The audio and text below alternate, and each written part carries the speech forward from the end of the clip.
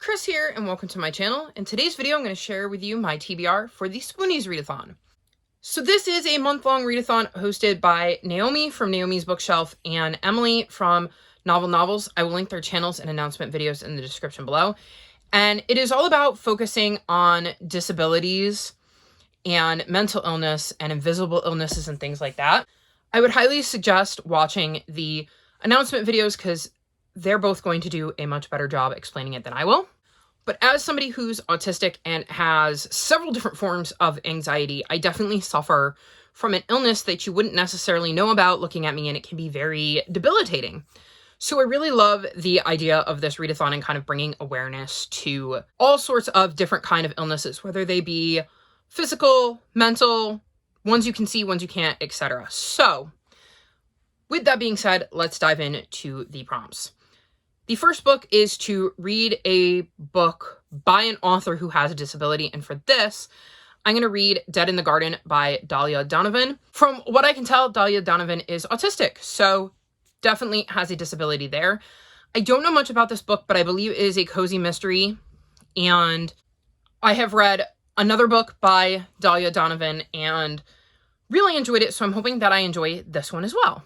It is one I've wanted to get to for a while, and it wasn't until I was looking for books for this readathon that I realized that this was written by her. So very excited to check this one out. The next prompt is to read a book that features a disability that you can either relate to or you would like to know more about.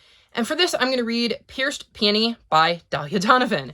So the main character in this is autistic and asexual, and as I am both, I can definitely relate to the main character in multiple ways, though asexuality is obviously not applicable here. The fact that our main character is autistic is, as I am also autistic, so I relate to it in that manner.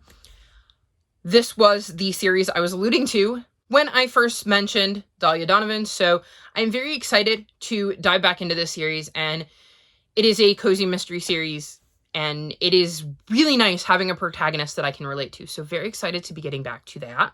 The next prompt is to read a book that is in an easy format for you to consume, because a lot of people with disabilities prefer different formats. So for this, I'm going to read Read and Buried by Eva Gates.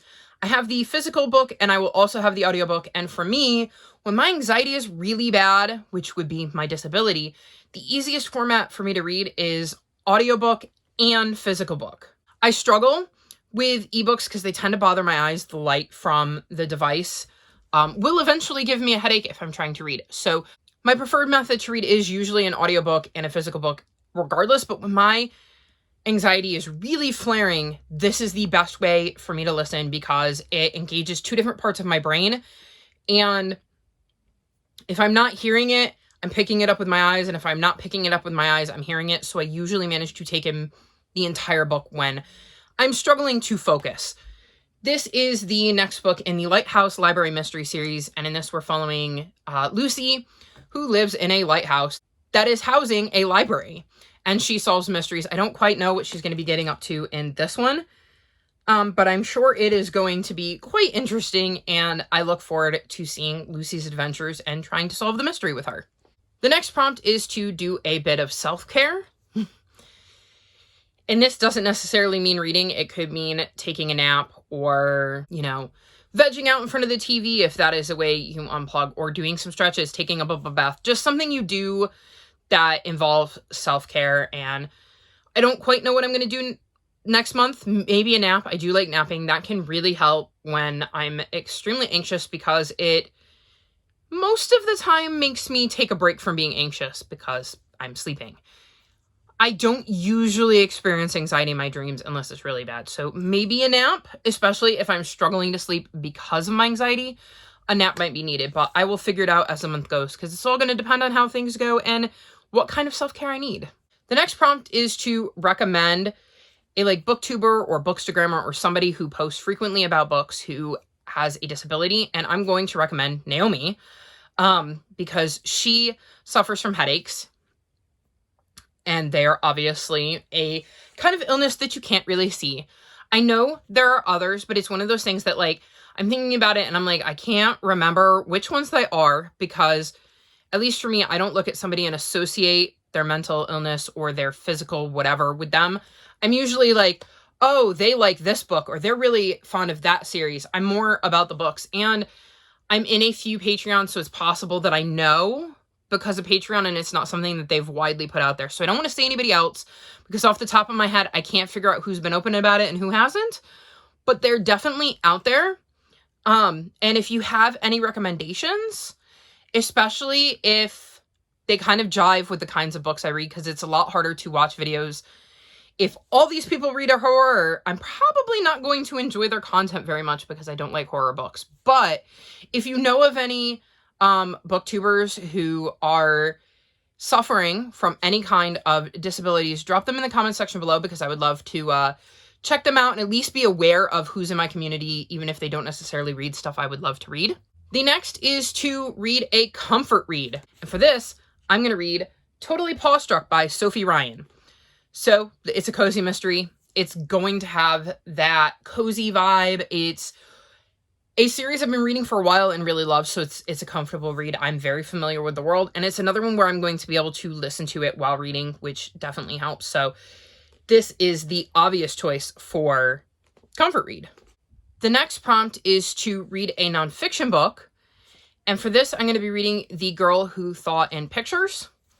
This is a picture book about a young girl who is autistic. So I thought it would be the perfect kind of book to fulfill this prompt, as I am autistic and I have some little ones in my life, and it would be cool to be able to recommend them a book that will teach them a bit about, well, me.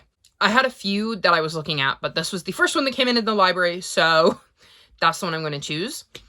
The next prompt is to research a disability, and I'm going to continue to look into autism, because as somebody who is autistic, I'm constantly learning more about how being autistic works and the different ways in which you can show that you're autistic. Certain quirks that I grew up thinking were just quirks are actually signs that I'm autistic. I have my phone here. I requested 2 other books from the libraries that are nonfiction. It's Unmasking Autism, Discovering the New Faces of Neurodiversity by Devin Prince, and Sensory, Life on the Spectrum, an Autistic Comics Anthology. Both of these were nonfiction books about autistic people, and I really hope to get them this month, but I don't know if I will. They're in the queue, so if I do, then I will use them to do a bit of research on people who are autistic. And then the last prompt is to read a classic featuring a disability, and I'm going to be reading Mansfield Park by Jane Austen. I had no idea what I was going to read for this, and then the comment section mentioned this, and I believe she, the main character, suffers from like chronic fatigue. I've never read Jane Austen, so I'm really nervous about this book, but I'm also quite excited to check Jane Austen out, as it's something I've wanted to do, and I'm curious to see how a chronic fatigue illness is kind of displayed in a classic and to learn more about it. So that is my TBR. I'm very excited to be participating in this readathon. I would love to know if you're participating in the books you're reading, because I'm always on the lookout for more, kind of disability rep, because it is a prompt that I pull on my TBR game, and I can always use more ideas, especially considering it is not always evident when you read the description of a book that there is going to be a character who has a disability or a mental illness or an invisible illness in it. So drop any recs you have in the comment section below. But that's all for this video. All of my social media is linked in the description below if you'd like to come chat with me. If you've made it this far in the video, leave me sun emojis, because who couldn't use some more bright, sunny, happy days? Like this video and subscribe to my channel, and I'll talk to you next time. Bye!